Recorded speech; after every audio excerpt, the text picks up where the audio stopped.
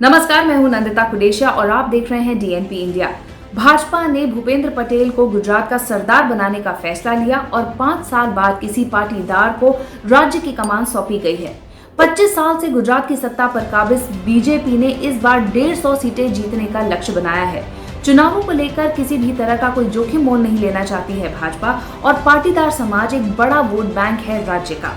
राज्य में अभी तक जितने भी मुख्यमंत्री हुए वो लेवा पाटीदार समुदाय से आते थे, लेकिन इस बार पहली बार राज्य की कमान कदवा पाटीदार नेता को दी गई है। पाटीदार समुदाय गुजरात में बेहद ताकतवर है। गुजरात में भाजपा के 2 दशकों से चले आ रहे विजय अभियान के पीछे पाटीदार समुदाय का एक बड़ा हाथ है।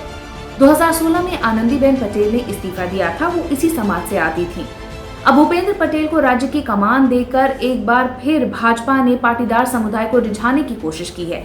अगले साल यानी साल 2022 में गुजरात में विधानसभा चुनाव होने हैं और पाटीदार समुदाय को रिझाने की कवायद के लिए ये एक बड़ा कदम भाजपा आलाकमान की तरफ से माना जा रहा है। तो यही कहा जाता है कि ये पाटीदार समुदाय का समर्थन ही है जिसकी वजह से भाजपा लगातार 2 दशकों से ज्यादा वक्त से गुजरात में सत्ता पर काबिज है। गुजरात की आबादी में 12 से 14% पाटीदार हैं, लेकिन देखा जाए तो राज्य का हर तीसरा एमएलए पाटीदार है।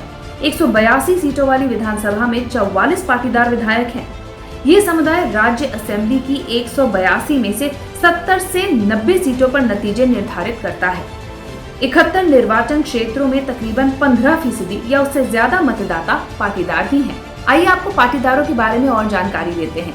पाटीदार या पटेल अपने आप को भगवान राम के वंशज बताते हैं। पूरे गुजरात में ये समुदाय फैला हुआ है। हालांकि उत्तर गुजरात और सौराष्ट्र में इनकी आबादी काफी ज्यादा है। पाटीदार समाज गुजरात में आर्थिक और राजनीतिक रूप से काफी प्रभावशाली माना जाता है।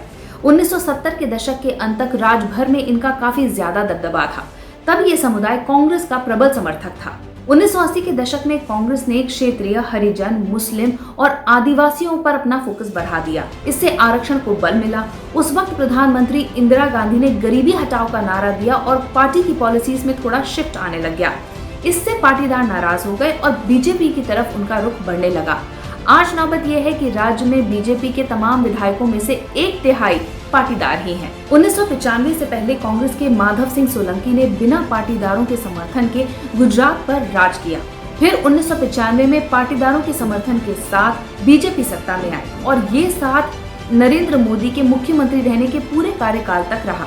2015 में पाटीदारों ने आरक्षण की मांग की और उसके बाद समीकरण बदलने लगे। इसका असर वहां के चुनावों में भी दिखने लगा। 2012 चुनावों में उन्हें 115 सीटें मिली थी। 2014 के लोकसभा चुनाव में पाटीदारों का वोट शेयर भी कम हो गया। पार्टी को पाटीदारों का सिर्फ 60% ही वोट शेयर मिला। 2017 में ये घटकर 49.1% रह गया। बीजेपी ने 2017 का चुनाव साधारण मेजोरिटी से जीता। उस वक्त बीजेपी को 99 सीटें मिली। बीजेपी से पाटीदारों की नाराजगी की एक वानगी देखने को मिली नवंबर 2015 के लोकल बॉडी इलेक्शंस में। यहाँ पर बीजेपी ने 8 जिलों में एक भी तहसील पंचायत की सीट नहीं जीती। इसी के चलते आनंदीबेन पटेल को सीएम की कुर्सी छोड़नी पड़ी। ठीक उसी तरह जैसे 2001 में कच्छ में आए अर्थक्वेक के बाद जो स्थिति पैदा हुई थी और बाय इलेक्शंस में हार हुई थी, उसके बाद केशुभाई पटेल को अपना पद छोड़ना पड़ा था। लेकिन आंकड़े हकीकत बताने के लिए काफी हैं। 2017 में कांग्रेस ने हार्दिक पटेल के नेतृत्व में पाटीदारों के समर्थन के साथ 77 सीटें जीती। बीजेपी ने 99 सीटें जीती थी। ये सत्ता बनाने के लिए तो काफी थी, लेकिन 1995 के मुकाबले ये सीटें काफी कम थी। पिछले कुछ समय से पाटीदार समुदाय भाजपा से नाराज चल रहा है और इसकी वजह है आरक्षण की मांग। ये समुदाय 2015 से ही खुद को ओबीसी में शामिल किए जाने की मांग कर रहा है। इसी आंदोलन से हार्दिक पटेल जैसे नेताओं का जन्म हुआ। हार्दिक पटेल के नेतृत्व में इस आंदोलन को काफी धार मिली। ये काफी तीखा भी हो गया। काफी हिंसा हुई राज्य भर में और हार्दिक पटेल को गिरफ्तार तक कर लिया गया। बाद में राज्य सरकार ने गरीब सवर्णों में 10% का आरक्षण दिया। इनमें पाटीदार भी शामिल है।